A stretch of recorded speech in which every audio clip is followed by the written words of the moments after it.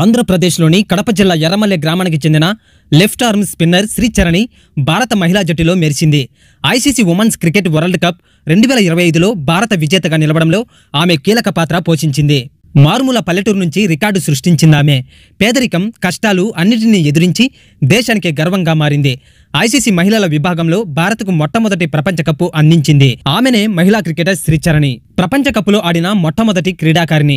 ఆంధ్రప్రదేశ్లోని కడప జిల్లా క్రీడా రంగంలో పెద్దగా పేరున్న ప్రాంతం కాదు. కానీ ఈ జిల్లాలోని వీరపనేని మండలం ఎర్రమల్లె గ్రామం నుంచి వచ్చిన ఎన్ శ్రీచరణి భారత క్రికెట్ చరిత్రలో తనకంటూ ఒక అధ్యాయాన్ని లిఖించింది. ఆంధ్రప్రదేశ్ నుంచి పురుషుల లేదా మహిళల క్రికెట్లో ప్రపంచ కప్పులో ఆడిన మొట్టమొదటి క్రీడాకారిణిగా నిలిచింది. కానీ ఆమె ప్రయాణం సులభమైనది కాదు.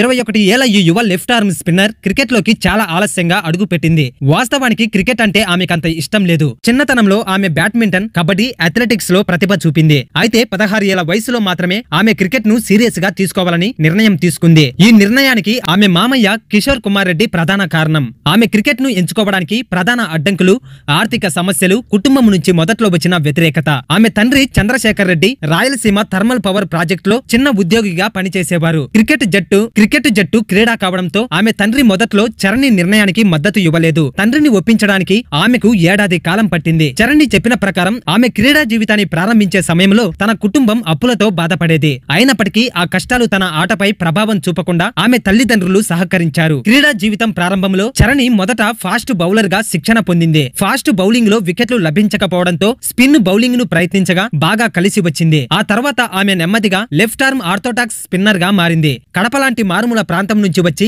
కేవలం 2 ఏళ్ల వ్యవధిలోనే ఉమెన్స్ ప్రీమియర్ లీగ్ ద్వారా సెలెక్టర్ల దృష్టిలో పడింది. అంతర్జాతీయ క్రికెట్ కు ఎంపిక కావడంతో ఆమె అంచలంచలమైన పట్టుదలకు, కష్టపడే తత్వానికి నిదర్శనం. ఆర్థిక కష్టాలు ఆలస్యంగా ప్రారంభమైన ఆమె ఆశయాన్ని ఆపలేకపోయాయి.